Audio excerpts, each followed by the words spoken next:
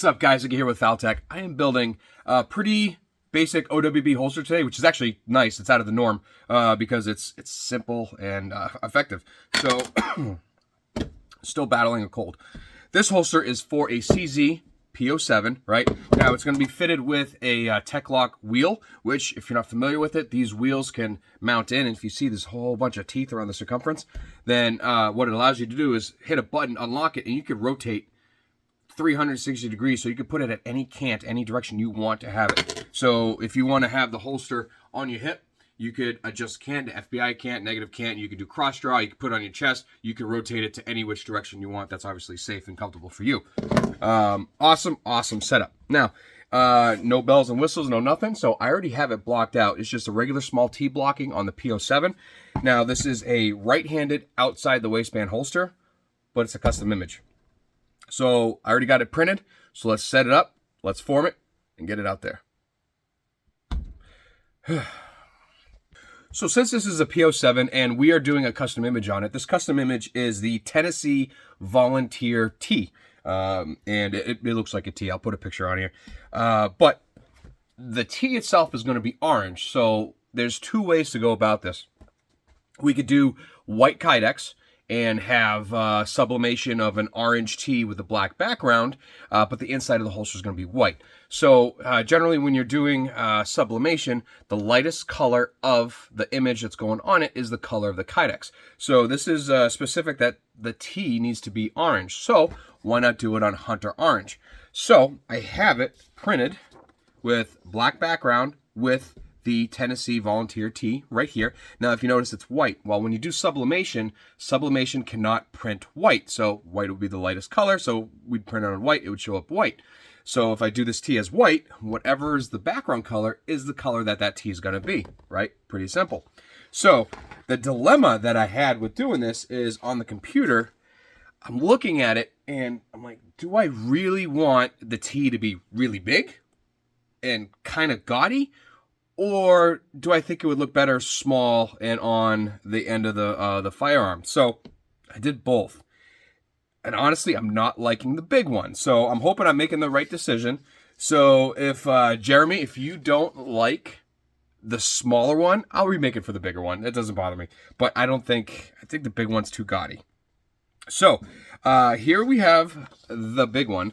Now, with this, like so, part of the T would end right here on the frame, and it would extend to the trigger guard, and then the two adjustable screws for retention will be right inside this area right here.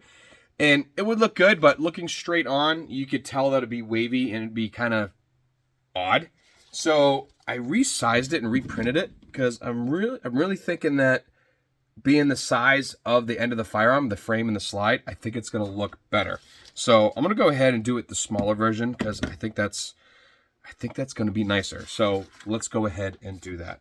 All right, I already have the heat press up. I have it, I already did a cycle on it, so the foam underneath the neoprene pad is hot to the touch. So I'm going to go ahead, let's throw the sublimation on there, and I'm going to keep it in here until it reaches 380 degrees. That's just how it works on my my press. It's going to be different with yours. But what I have is just what I do. I'm also going to set up the lasers so we can get the destination, you know, where that's going, the T is going, perfectly aligned in place. So let's go ahead and do that.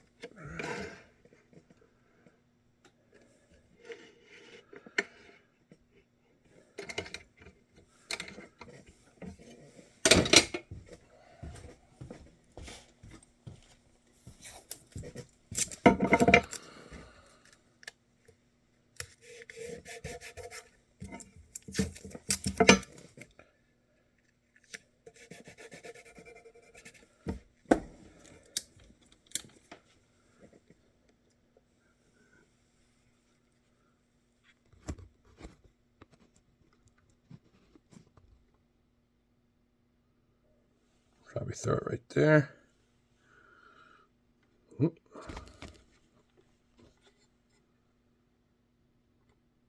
Yeah, that looks good. So the T will go right here. Yeah, I'm liking that. Or should we go more at the muzzle? You know what? I'm going to go just a hair down. There we go. I think that'll be good right there. That's lined up. Yep, all right. Don't really need to worry about this one. So, actually, I'll tell you what.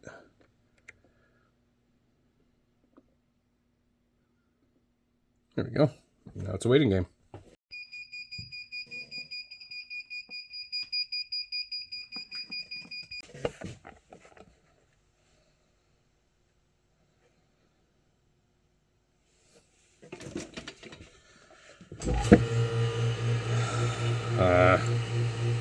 Nope, don't like it.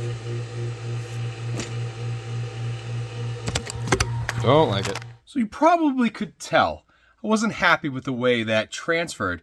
It is what it is. It actually looked somewhat decent pulling off the press, but after the transfer and after the Kydex stretches, you could definitely see the orange still in it. You may not be able to see it on the camera, on the film. Like you can see a little bit right there, you see a little bit here. That bothers me. Although, I do like how the size of the T, I love it. So, this bothers me. I went ahead and redid it. There we go. So, the sublimation will talk to you. If you can see what's going on, then you could adjust accordingly. So, this is 093. So, 093 takes a little bit more time to heat up thoroughly and to get, you know, pass through the top of the layer to the bottom of the layer where the sublimation is. So I left it in a little bit longer, and then also because that one had a little bit of orange showing through it still, I did a little bit more pressure. So a little bit more pressure plus with a little bit more time came out with this perfect press. Now I don't know if you can see it with the light, but there is no orange that you could see. I mean, it's just shadows that you see right now, obviously, with the T. But that T, honestly, I like it better than the one that I was originally going to do, which it would have been, like I said, massive. And I just think it would have been gaudy and not really too tasteful. But that's just me. You know, if Jeremy didn't like it, or if Jeremy doesn't like this, I'll do another one with this. I really don't care. But this is a lot better, 1,000 times better than what this looks like, or what the other one looked like that I just threw the ground, which is now scrap. So what I'll probably do is reheat it and then just make it into something a little different. But also, I mean, with Halloween right around the corner, this is kind of perfect with the orange and black. But it looks great inside and outside. So we're gonna go ahead. I'll drill the 3 holes for the wheel. I'll drill the 4 holes for the retention. I'm going to set eyelets in there. And unfortunately, there's no trim jig. So we're going to go ahead, just cut out the circumference, and then fold it around the blue gun and then continue that. But right now, it's 4 o'clock. It's early in the day I'm doing a video. I'm going to go in. I'm going to start dinner. But, you know, I'm craving snickerdoodle cookies. So I'm going to bake some cookies. I know that sounds weird. But I'm going to take a quick break from this because I'm going to get dinner ready. And might as well do that as well. And we'll be back to finish this tonight. And then I have a handcuff holder to do with it as well, which I probably won't film. Well, we'll see. But anyways, I'll be right back. I promise. Don't go anywhere. All right, I'm back. It's a little chilly, but what I did is I actually went ahead and I drilled the holes, I cleaned them, and I added the eyelets on the T-blocking that we needed for this guy right here. So I'm going to go ahead, cut around the perimeter, cut the U out, and then we're going to fold it on the blue gun.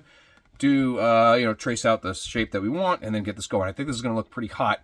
And definitely, you know, with it being a week from Halloween, it's definitely kind of, you know, Halloween themey. So I'm going to go ahead, cut it, and you're going to see what it looks like in a minute. You know, looking at this, I'm actually very glad I went with the smaller T instead of the larger T. I think this one would have been too gaudy. I mean, it would have extended up and over into the trigger guard, and I just think it would have been too big. But I'm going to go ahead and fold it. Got to grab this guy, and then it's just going to trim it out, add the hardware, and then off it goes. But I'm also making a Smith & Wesson Model 100 cuff, but I didn't order the right tech lock. I got in a combat loop on accident, but I got the new tech locks on the way. So that'll be here in a couple days anyway. So I'll go ahead, just knock this out, and just wait for that guy. So no big deal. And a whole bunch of other material just showed up. I just had a massive order from Holster Smith, so thank you guys. A couple days from Georgia, and it's 50 pounds of Kydex, which it was only 10 sheets of 2x4, so it's not a lot. But yeah, 50 pounds of Kydex, and then a ton of other hardware. So I really appreciate them getting it to me so quick. So yeah, go ahead and do this. I'm not gonna lie, this is just looking pretty freaking awesome. Just stuff that's out of the norm is what I'm really digging on. I actually have a build I'm about to do.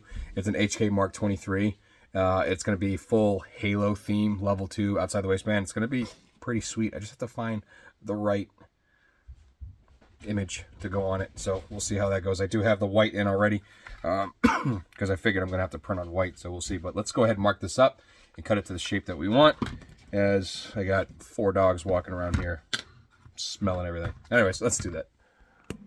All right, as you can see, I actually already have the hardware that we need. There's not much going on here. Luckily, there's no hood.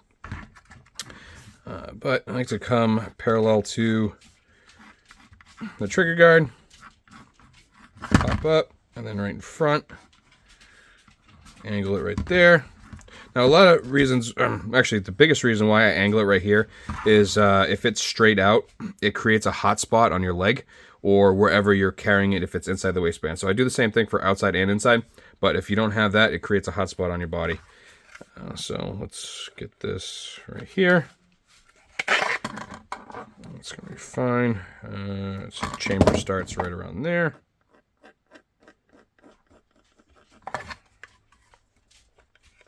Yep. And for those wondering, this is a fabric pencil. It's water soluble. That's why it comes off with the oil and stuff. And it's like $1.99 at Hobby Lobby or Walmart in the arts and crafts section. You could also get them on Amazon too, I'm sure. All right, let's see here. Let's go on that. We're going to go that way. Right there. All right, I'm going to go ahead and cut that. And we'll see how it looks when I get back. All right, fresh off the bandsaw. There we are right there. No gap. We're pretty good right there. So let's go ahead, clean the edges up, buff the edge. So this is going to have a nice orange pretty much outline along it. So that's going to actually look pretty hot. So this is looking good. I'm going to go ahead and do that real quick. Square it up and then clean it up. And when we clean the sublimation, that's one of my favorites because when you clean the ink, it just pops so much, especially when you throw a little bit of rem oil on. I mean, look at the color difference. But then again, that's also the oil, but it just brings out the shine. So let's see how this looks here.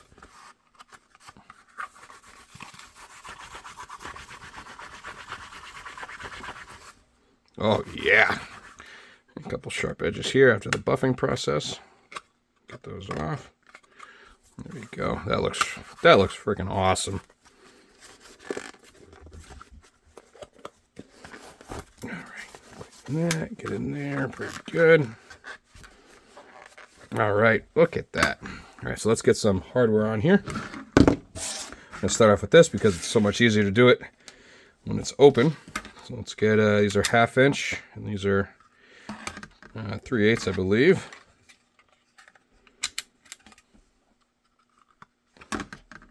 Just got a shipment of 500 of them in, I think. All right, and these are 1/2 inch right here. And you can Loctite these if you want. I'm not going to because this is also, it's adjustable up and down. So if he wants to drop it, he can. But I always recommend find where you want it and then put it there. So tighten that up. Tighten that up. These aren't coming loose anyway. Perfect. All right. Let's see here. So it's 1/4 inch. And this is just a shaved piece of 3/8. Same thing. And these are 0.4375. And you can see the orange outline. It looks awesome. Actually, this is a 0.093, so I might throw in the 1/2 inch. We can go a little bit tighter on there anyway. Actually, yeah. Oh, that feels great, but I'm going to throw the 1/2 inch in there. That'll make me feel a little bit better, to be honest with you. Threads in there. It's going to poke out the back, but as an outside the waistband, who cares?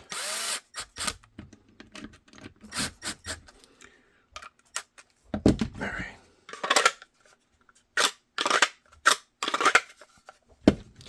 Absolutely.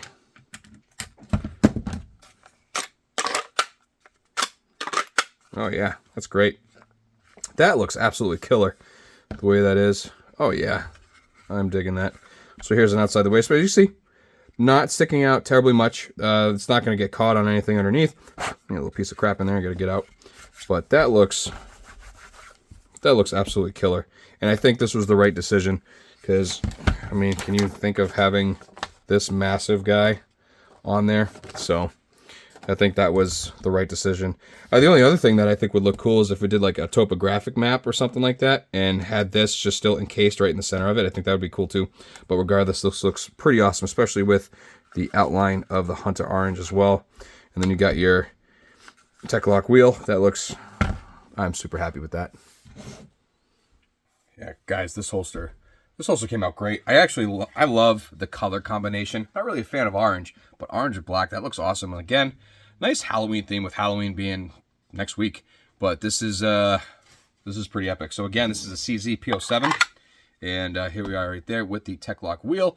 And if you're just joining us, the Tech-Lock wheel, it allows you to rotate like this, the cant, any which direction you want. You can even go upside down. You can do whatever you want. And with this wheel, wherever the receiver plate is, you can mount it on your hip, on your thigh. You can put it on your chest on Molly, so you can have it right here, and you can rotate it any which way you want, even be a dummy and do this, which I've been asked to do that before, and I laughed at them and I hung up. So anyway, this is one of two. The other one is just a regular Smith & Wesson Model 100 that's going on a Tech-Lock duty belt or duty mount. So I'm going to go ahead and I'll knock that out.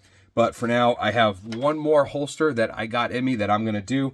It's a pretty epic. I'm not going to show anything on YouTube at the moment. I have a brand new design. It's pretty cool. I'm not going to lie. And it's really a game changer. I haven't seen anybody else do it. I've talked to a couple other mold manufacturers and a couple makers, and it's gonna be pretty awesome. Eventually, I'll release it to the world, but for now, I'm only doing it for a select few things.